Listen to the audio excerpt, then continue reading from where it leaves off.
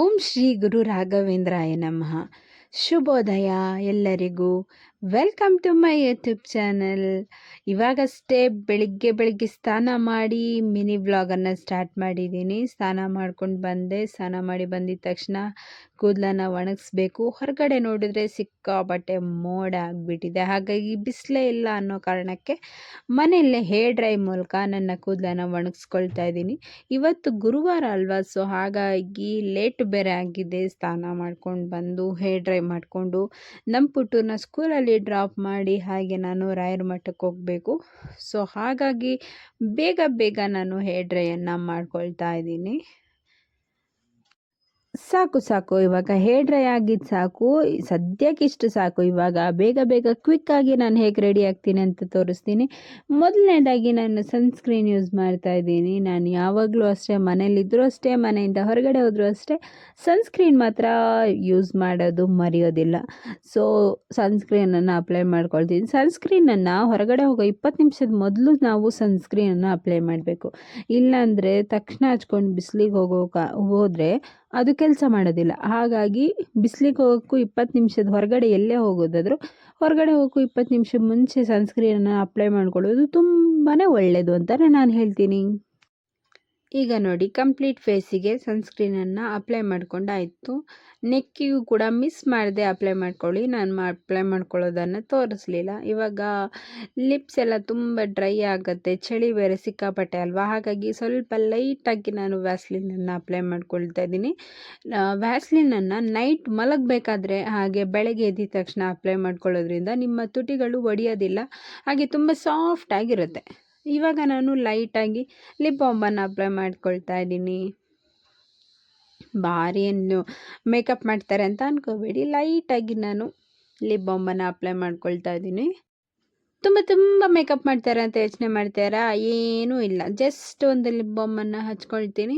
ಪ್ರತಿ ಸರಿ ನಾನು ಹೊರಗಡೆ ಹೋಗಬೇಕಾದ್ರೆ ಕೂಡ ಅಷ್ಟೇ, ಇಷ್ಟೇ ನನ್ನ ಮೇಕಪ್ ಆಗಿರುತ್ತೆ. ಹಾಗೆ ನಾನು ಹೊರಗಡೆ ಹೋಗಬೇಕಾದ್ರೆ ಯಾವುದೇ ಕಾರಣಕ್ಕೂ ಕುಂಕುಮನ ಇಟ್ಕೊಂಡು ಹೋಗೋದನ್ನು ಮರೆಯೋದಿಲ್ಲ. ಇವಾಗ ನಾನು ಕುಂಕುಮನ ಇಟ್ಕೊಳ್ತಾ ಇದ್ದೀನಿ. ನೋಡಿ, ನಾನು ಪ್ರತಿ ಸರಿ ಕುಂಕುಮ ಇದೇ ರೀತಿ ಇಡೋದು.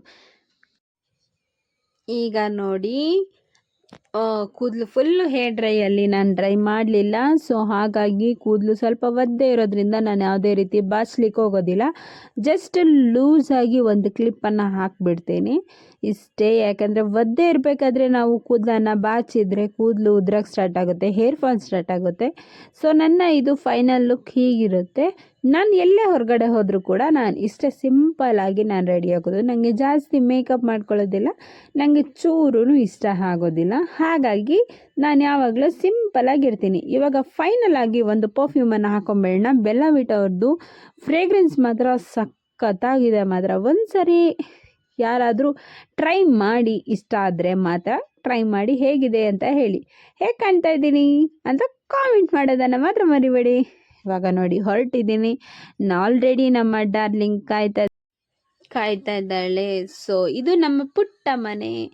ಇವಾಗ ನಮ್ಮ ಡಾರ್ಲಿಂಗ್ನ ಕರ್ಕೊಂಡು ನಮ್ಮ ಪುಟ್ಟನ ಡ್ರಾಪ್ ಮಾಡ್ಲಿಕ್ಕೆ ಹೋಗಬೇಕು. ಸೊ ನಾನು ನಮ್ಮ ಪುಟ್ಟನ ಕರ್ಕೊಂಡು ಡ್ರಾಪ್ ಮಾಡೋಕ್ಕೆ ಹೋಗ್ತಾ ಇದ್ದೀನಿ. ಅವನು ಕೂಡ ಹಾಯ್ ಹೇಳ್ತಾ ಇದ್ದಾನೆ. ಅವನಿಗೂ ಎಲ್ಲರೂ ಹಾಯ್ ಹೇಳಿ. ಇವಾಗ ನೋಡಿ, ಅವನನ್ನು ಇವಾಗಷ್ಟೇ ಅವ್ನ ಸ್ಕೂಲಾದರೆ ಡ್ರಾಪ್ ಮಾಡಿದೆ. ಬಾಯ್ ಹೇಳ್ತಿದ್ದಾನೆ. ಬಾಯ್ ಪುಟ್ಟ. ಇವಾಗ ಅಲ್ಲಿಂದ ಗಾಡಿಗೆ ಪೆಟ್ರೋಲ್ ಇರಲಿಲ್ಲ, ಸೊ ಪೆಟ್ರೋಲ್ ಹಾಕ್ಸ್ಕೊಳ್ಳೋಣ ಅಂತ ಬಂದೆ. ರಶ್ ಇತ್ತು.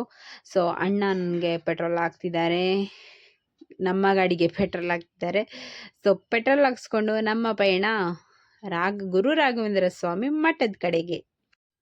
ಬೇಗ ಗುರುಗಳ ದರ್ಶನ ಮಾಡಿಕೊಂಡು ಮನೆಗೆ ಹೋಗಬೇಕು. ಯಾಕಂದರೆ ಮನೆಯಲ್ಲಿ ಕೆಲಸದವ್ರು ಬಂದಿದ್ದಾರೆ. ಹಾಗಾಗಿ ನೋಡಿ, ಇದು ಗುರು ರಾಘವೇಂದ್ರ ಸ್ವಾಮಿ ದೇವಸ್ಥಾನಕ್ಕೆ ಹೋಗೋ ದಾರಿ. ಸೊ ಹಾಗಾಗಿ ಬೇಗ ದರ್ಶನ ಮಾಡ್ಕೊಂಡು ಮನೆಗೆ ಹೋಗಬೇಕು. ಬ್ಲರ್ ಬೇರೆ ಆಗ್ತಾ ಉಂಟು ನನ್ನ ಕ್ಯಾಮ್ರಾ, ಯಾಕೆ ಅಂತ ಗೊತ್ತಿಲ್ಲ. ಇವಾಗ ನೋಡಿ, ಗುರು ರಾಘವೇಂದ್ರ ಸ್ವಾಮಿ ದೇವಸ್ಥಾನದೊಳಗಡೆ ಎಂಟ್ರಿ ಆಗಿದ ತಕ್ಷಣ ಈ ಥರ ಇದೆ, ಶ್ರೀ ರಾಘವೇಂದ್ರ ಸ್ವಾಮಿ ಬೃಂದಾವನ ಅಂತೇಳ್ಬಿಟ್ಟು. ತುಂಬ ಕಾಮ್ ಆ್ಯಂಡ್ ಕೂಲ್ ಆಗಿದೆ ಪ್ಲೇಸ್. ಇನ್ನು ಮಠದಲ್ಲಿ ಪೂಜೆ ಸ್ಟಾರ್ಟ್ ಆಗಿರಲಿಲ್ಲ. ಹಾಗೆ ಗುರು ರಾಘವೇಂದ್ರ ಸ್ವಾಮಿ ದರ್ಶನ ಮಾಡಿಕೊಂಡು ಹಾಗೆ ಲಾಸ್ಟ್ ಸರಿ ಬಂದಾಗ ಹೆಜ್ಜೆ ನಮಸ್ಕಾರ ಬೇಡ್ಕೊಂಡಿದ್ದೆ. ಹಾಗೆ ಹೆಜ್ಜೆ ನಮಸ್ಕಾರ ಕೂಡ ಹಾಕಿ ಇವಾಗ ನಾನು ಸೀದಾ ನಮ್ಮ ಮನೆ ಕಡೆ ಹೊರಟೆ. ನಾನು ನನಗೆ ಗುರುವಾರ ರಾಯರ ದರ್ಶನ ಮಾಡಿಲ್ಲ ಅಂದರೆ ಏನೋ ಒಂಥರ ಮನಸ್ಸಿಗೆ ಅಸಮಾಧಾನ.